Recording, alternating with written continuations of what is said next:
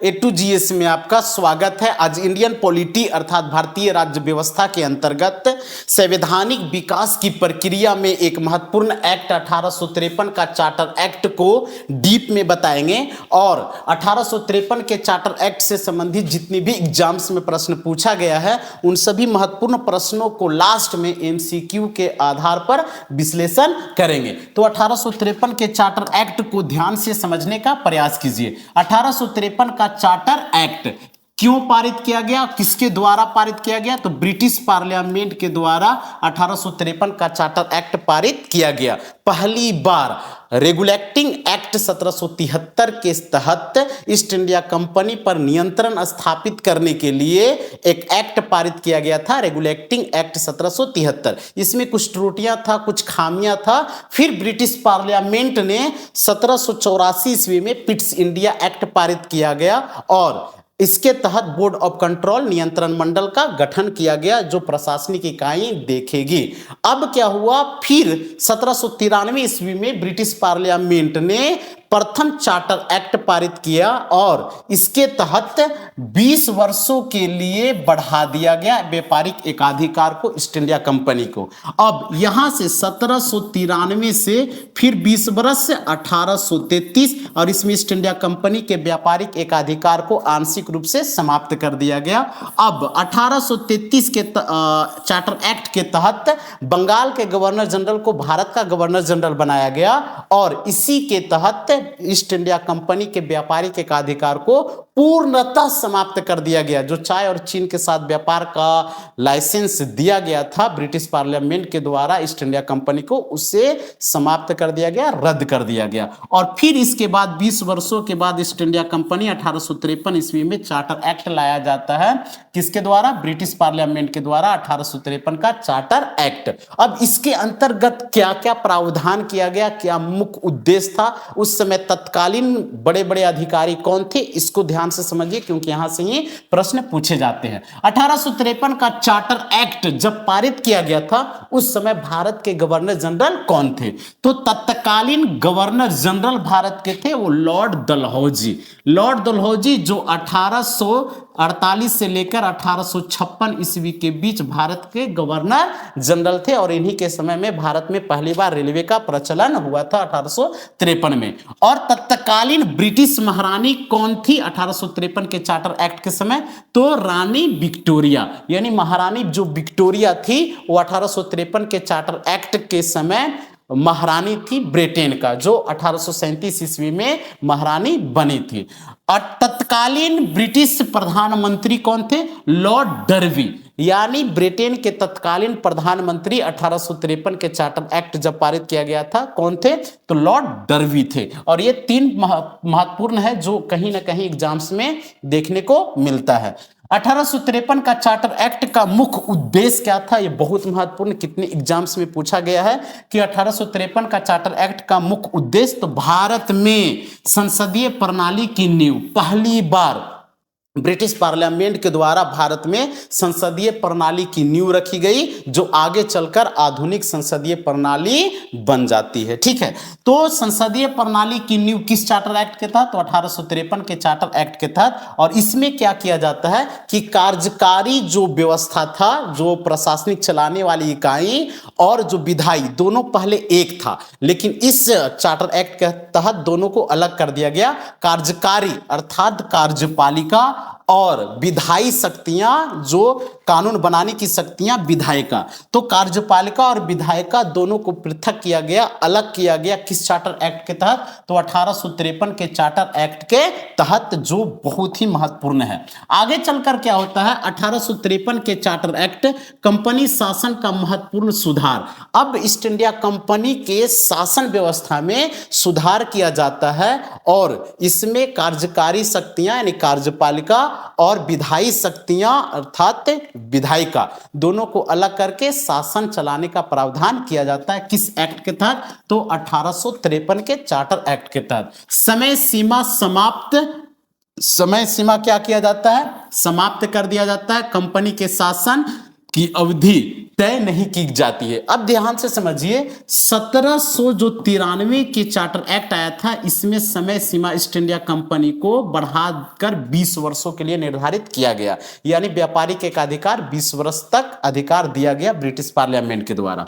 फिर 1813 आया, जिसमें व्यापारिक एकाधिकार को आंशिक रूप से समाप्त कर दिया गया, केवल चाय और चीन के साथ व्यापार कर सकते हैं ईस्ट इंडिया कंपनी। ठीक है, तो ये 20 वर्षों के लिए निर्धारित किया गया। फिर इससे 20 वर्षों के लिए निर्धारित किया गया आगे चलकर 1833 का चार्टर एक्ट। इसमें बंगाल के गवर्नर जनरल को पद से पदोन्नति कर भारत का गवर्नर जनरल बनाया गया 1833 के चार्टर एक्ट के तहत। अब फिर 20 वर्ष निर्धारित किया गया, तो 1853 के चार्टर एक्ट आया और इस एक्ट में फिर समय अवधि जो 20 वर्ष था उससे समाप्त कर दिया गया। 20-20 वर्ष का जो अधिकार मिल रहा था ईस्ट इंडिया कंपनी को व्यापारिक और प्रशासनिक इकाई, उसे समाप्त कर दिया गया। व्यापारिक इकाई तो यहीं पे समाप्त कर दिया गया 1833 में, लेकिन जो प्रशासनिक है वो 20 वर्षों के लिए समय निर्धारण के लिए समाप्त किया गया, लेकिन प्रशासनिक चला सकते हैं ईस्ट इंडिया कंपनी। व्यापारिक एकाधिकार समाप्त कर दिया गया, वो तो 1833 के चार्टर एक्ट के तहत पूर्ण व्यापारिक एकाधिकार समाप्त किया गया था, और 1813 के चार्टर एक्ट के तहत आंशिक व्यापारिक एकाधिकार समाप्त किया गया था। इसमें केवल चाय और चीन के साथ व्यापार करने का अधिकार ईस्ट इंडिया कंपनी को प्राप्त था। कंपनी केवल प्रशासनिक संस्था बने। अब 1853 के चार्टर एक्ट के बाद ईस्ट इंडिया कंपनी केवल प्रशासनिक इकाई ही देखरेख करेगी। अब व्यापार से इनका कोई लेना देना नहीं है। अब यहां पे ध्यान दीजिएगा, कार्यकारी और विधायी विभाजन, यानी भारतीय संसदीय प्रणाली की नींव पड़ा और उसमें कार्यकारी यानी कार्यपालिका, विधायी अर्थात विधायिका का विभाजन किया गया। किस चार्टर एक्ट के तहत? तो 1853 के चार्टर एक्ट के तहत। और गवर्नर जनरल की परिषद की शक्तियां दिया गया, विधायी शक्तियां दिया गया, कानून बनाने का अधिकार दिया गया। केंद्रीय विधान परिषद की पहली बार गठन किया गया। तो केंद्रीय विधान परिषद पहली बार गठन किया गया किस एक्ट के तहत? तो 1853 के चार्टर एक्ट के तहत। और इसमें 6 सदस्य को नए जोड़े गए, शामिल किए गए। और 6 सदस्य कौन थे? तो एक सुप्रीम कोर्ट के मुख्य न्यायाधीश, एक सुप्रीम कोर्ट के अन्य न्यायाधीश, एक बंगाल, महाराष्ट्र यानी बॉम्बे, इसके बाद मद्रास और आगरा। बंगाल, बॉम्बे, मद्रास, आगरा, ये 4 प्रांतों का या प्रेसिडेंसी का एक एक प्रतिनिधि और सुप्रीम कोर्ट के मुख्य न्यायाधीश और अन्य न्यायाधीश 6 को जोड़े गए। किसमें? तो केंद्रीय विधान परिषद में, अर्थात गवर्नर जनरल और उसके परिषद में। अब टोटल संख्या हो गया, पहले 6 था, अब 6 और जोड़ा गया, टोटल 12। ठीक है, नए सदस्य शामिल हुए। क्यों हुए? कानून निर्माण का अधिकार। तो नए सदस्य को शामिल किया गया और इनको अधिकार दिया गया, कानून बनाने का अधिकार दिया गया, यानी प्रशासनिक इकाई को विधायी शक्ति और कार्यपालिका शक्ति को और विस्तार किया गया, अलग अलग करके किया गया। विधायी प्रक्रिया सुदृढ़ हुई, यानी कानून बनाने का जो प्रक्रिया है उसे सुव्यवस्थित की गई, और कानूनी व्यवस्था मजबूत हुई, यानी जो कानून बनाने का अधिकार गवर्नर जनरल और उसके परिषद को दिया गया वो और मजबूत हुआ। ठीक है, आगे समझिए, देखिए, सिविल सेवा में सुधार। पहली बार 1853 के चार्टर एक्ट के तहत सिविल सेवा में भारतीयों को शामिल करने का अधिकार मिला। किस चार्टर एक्ट के तहत? 1853 के चार्टर एक्ट के तहत। और इसमें खुली प्रतियोगिता परीक्षा की शुरुआत हुआ। जो ईस्ट इंडिया कंपनी में जो वंशानुगत चला आ रहा था, प्रशासनिक चलाने की शक्तियां जो दिया जा रहा था, उसे अब योग्यता के आधार पर निर्धारण किया गया, मेरिट के आधार पर निर्धारण किया गया। और पहली बार खुली प्रतियोगिता परीक्षा की शुरुआत 1853 के चार्टर एक्ट के द्वारा ही निर्धारित किया गया। योग्यता सिद्धांत, यानी प्रशासन में मेरिट को बढ़ावा। अब ध्यान से समझिए, क्योंकि 1853 के चार्टर एक्ट के तहत प्रशासन चलाने के लिए ईस्ट इंडिया कंपनी में अब जो नियुक्तियां होगी वे मेरिट के आधार पर होगा, योग्यता के आधार पर होगा। ऐसा व्यवस्था 1853 के चार्टर एक्ट में किया गया। ऐतिहासिक महत्व क्या रहा? तो आधुनिक संसदीय व्यवस्था की नींव रखी गई। ध्यान दीजिएगा, जो वर्तमान समय में भारत में संसदीय व्यवस्था चल रही है, इसका नींव कहीं ना कहीं 1853 के चार्टर एक्ट को माना जाता है। ठीक है, विधायी शक्तियां यानी कानून बनाने की शक्तियां, गवर्नर जनरल की परिषद को सशक्त किया गया, यानी कानून बनाने का अधिकार और व्यापक रूप से गवर्नर जनरल और उसके परिषद को दिया गया। ठीक है, पहले 6 था, फिर नए 6 जुड़े, टोटल हो गए कितना, 12 गवर्नर जनरल सहित। ठीक है, कानून निर्माण यानी जो कानून निर्माण विधायी शक्तियां पहली बार व्यवस्थित और औपचारिक रूप से हुआ, यानी कानून पहले ब्रिटिश ईस्ट इंडिया कंपनी को नियंत्रण करने के लिए ब्रिटिश पार्लियामेंट पारित किया करते थे। अब भारतीय क्षेत्र में कानून जो होगी वे गवर्नर जनरल और उसके परिषद बनाएंगे। ठीक है, लेकिन लास्ट 1858 का जो भारत शासन अधिनियम कानून है वो ब्रिटिश पार्लियामेंट के द्वारा ही बनाया जाता है। ब्रिटिश संसद का प्रभाव क्या रहा, तो भारतीय शासन पर, ध्यान दीजिएगा, भारतीय शासन पर अधिकार बढ़ा। तो भारतीय शासन पर अधिकार बढ़ा किस एक्ट के तहत, तो 1853 के चार्टर एक्ट के तहत, यानी ईस्ट इंडिया कंपनी कमजोर हुई और ब्रिटिश जो पार्लियामेंट के अधीन जो बोर्ड ऑफ कंट्रोल था वो धीरे धीरे और ताकतवर हो गई। प्रशासनिक केंद्रीयकरण, तो देखिए 1853 के जो चार्टर एक्ट था इसमें प्रशासनिक केंद्रीयकरण और सुदृढ़ हुआ और बढ़ा। इसका पहली बार जो केंद्रीयकरण का आता है प्रशासनिक 1833 के चार्टर एक्ट के तहत बॉम्बे और मद्रास की विधायी शक्तियों को, कानून बनाने की शक्तियों को छीनकर अब भारत के गवर्नर जनरल को दे दिया गया और यहीं से प्रशासनिक इकाई बढ़ते या केंद्रीयकृत होते चला गया। तो प्रशासनिक केंद्रीयकरण, केंद्र सरकार की शक्ति मजबूत हुई। ठीक है, किस चार्टर एक्ट के तहत, 1853 के चार्टर एक्ट के तहत। और ऐतिहासिक भूमिका क्या हुआ, तो कंपनी से ब्रिटिश क्राउन शासन की ओर, अब ईस्ट इंडिया कंपनी से ब्रिटिश शासन की ओर चल पड़ा, यानी 1853 का चार्टर एक्ट धीरे धीरे स्पष्ट कर दिया कि ईस्ट इंडिया कंपनी का जो शासन चल रहा है प्रशासनिक इकाई, अब यहां से 1858 में डायरेक्ट ईस्ट इंडिया कंपनी से छीनकर अब ब्रिटिश क्राउन के अधीन चला जाता है। यानी ऐतिहासिक भूमिका बनता है कि east India company British crown के क्राउन शासन के संकेत मिलता है 1853 का चार्टर एक्ट। ठीक है, नेक्स्ट देखिए, बहुत सारे एग्जाम्स में एमसीक्यू के आधार पर प्रश्न पूछा गया है, उन्हीं प्रश्न को यहां पे लाए हैं। तो पहला प्रश्न है 1853 का चार्टर एक्ट किससे संबंधित था, तो डच ईस्ट इंडिया कंपनी, फ्रांसीसी east India company, British east India company, पुर्तगाली कंपनी। तो ब्रिटिश ईस्ट इंडिया कंपनी ने ही 1853 का चार्टर एक्ट पारित किए थे।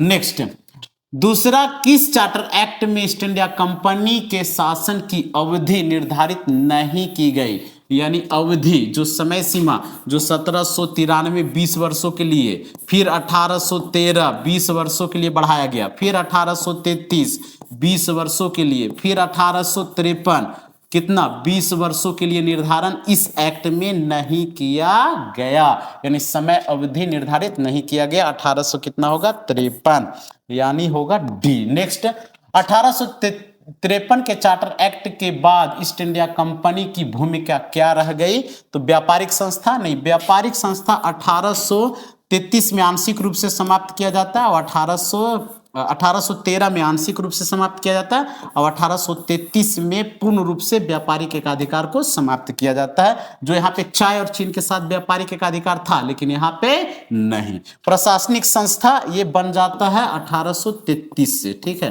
प्रशासनिक ऐसे इससे भी पहले प्रशासनिक इकाई बोर्ड ऑफ कंट्रोल और पिट्स इंडिया एक्ट 1784। ठीक है, धार्मिक संस्था, न्यायिक संस्था, तो ये होगा क्या, तो प्रशासनिक संस्था, इसको और मजबूत किया जाता है इस चार्टर एक्ट में। ठीक है, नेक्स्ट केंद्रीय विधान परिषद का गठन पहली बार किस अधिनियम से हुआ, तो 1813 नहीं, 1833 ये भी नहीं, 1853 के तहत पहली बार केंद्रीय विधान परिषद का गठन हुआ जिसमें 6 सदस्य, एक सुप्रीम कोर्ट का मुख्य न्यायाधीश, दूसरा सुप्रीम कोर्ट के अन्य न्यायाधीश और तीसरा Bombay presidency, Bengal presidency, Agra presidency और मद्रास प्रेसिडेंसी, ये चारों प्रेसिडेंसी के एक एक सदस्य और टोटल कितने 6 सदस्य शामिल किए गए। ठीक है। 1853 के चार्टर एक्ट द्वारा किस परिषद को विधायी शक्तियां प्रदान की गई? तो प्रांतीय परिषद, गवर्नर जनरल की परिषद, निदेशक मंडल, बोर्ड ऑफ कंट्रोल। तो ये आएगा गवर्नर जनरल की परिषद। ठीक है, इसमें शामिल किया गया। अब 12 बढ़कर हो गया। ठीक है। भारतीय सिविल सेवा ICS में खुली प्रतियोगिता परीक्षा की व्यवस्था किस अधिनियम से जुड़ी है? तो खुली प्रतियोगिता परीक्षा डायरेक्ट 1853, 1813, 1833, 1853, 1858, किसमें? तो 1853, जिसके अंतर्गत लंदन में पहली बार एग्जाम से परीक्षा दिया गया। प्रारंभिक भारतीय सिविल सेवा परीक्षा कहां आयोजित की गई? तो कलकत्ता, बॉम्बे, लंदन और मद्रास। कहां? लंदन में आयोजित किया गया था। ठीक है, खुली प्रतियोगिता। 1853 के चार्टर एक्ट से कौन सा सिद्धांत मजबूत हुआ? तो वंशानुगत नहीं, ये धीरे धीरे कम हो गया, योग्यता के आधार पर। ठीक है, योग्यता के आधार पर ईस्ट इंडिया कंपनी में भर्ती का प्रावधान किया गया। याद रखिएगा, धार्मिक सामंतवादी नहीं होगा, योग्यता। ठीक है, नेक्स्ट। 1853 का चार्टर एक्ट भारतीय शासन में किस प्रकार के सुधार का संकेत देता है? सैन्य सुधार, प्रशासनिक, विधायी सुधार, धार्मिक सुधार, व्यापारिक सुधार। तो प्रशासनिक धार्मिक सुधार। इसी के अंतर्गत भारत में पहली बार संसदीय प्रणाली की नींव रखी जाती है और इसके तहत कार्यपालिका और विधायिका को पृथक किया जाता है, अलग किया जाता है। तो ये होगा आंसर। नेक्स्ट। 1853 का चार्टर एक्ट किस ऐतिहासिक परिवर्तन की दिशा दर्शाता है? कंपनी शासन का विस्तार, कंपनी शासन से क्राउन शासन की ओर, भारतीय स्वतंत्रता, प्रांतीय स्वशासन। तो कंपनी शासन से क्राउन शासन की ओर। तो इसका आंसर होगा बी। ठीक है, तो आज यहीं तक।